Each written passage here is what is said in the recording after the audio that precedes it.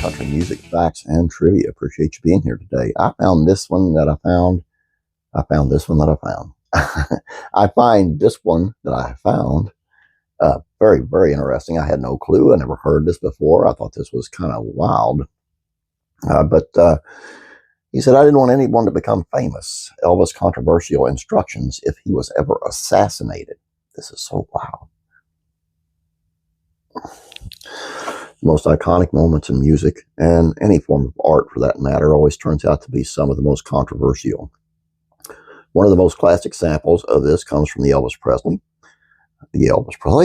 Comes from when Elvis Presley took to the stage during the Ed Sullivan Show for the first time, delivering a performance that would shock households nationwide and completely change how people viewed the live performances.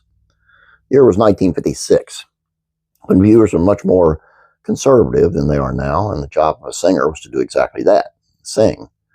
Some more flamboyant performers steadily set the foundation for rock and roll, but this kind of performance hadn't made it to the mainstream just yet. That is until Elvis Presley came along. Elvis took to the stage that night with a performance in mind that would rock the world to its core, something that got hearts pumping and blood racing and didn't leave much to the imagination. A whopping 82% of Americans tuned in to watch him perform Don't Be Cruel, and about half were left wishing they hadn't.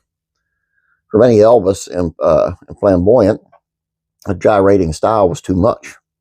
It was deemed unsightly and overtly sexual, to the point that his performance received a barrage of different complaints from those watching, despite the fact that Ed Sullivan sang praises after the show, describing him as a real decent, fine boy, adding, "We've never had a pleasanter experience with a big name than we had with you." A lot of the viewers weren't happy. Elvis was already successful before taking to the stage the Ed Sullivan Show, but his performance that night cemented him as a newfound kind of rock and roll. The genre would be at the forefront of controversy for decades as the pioneer of it. At the same time, there were millions of people obsessed with Elvis, and millions despised the king for his contributions to his rebellious sound. As many rock stars will be able to attest, when you get enough attention, threats to your life will become a common occurrence. Some celebrities have been unable to escape these threats. For instance, John Lennon, who was sadly murdered at the hands of Mark Chapman. "I knew what I was doing. I knew it was evil," said Chapman after shooting John Lennon in the back 4 times. "My big answer to everything. I wasn't going to be a nobody anymore." Elvis was also no stranger to threats being made on his life. In fact, they became a somewhat common occurrence.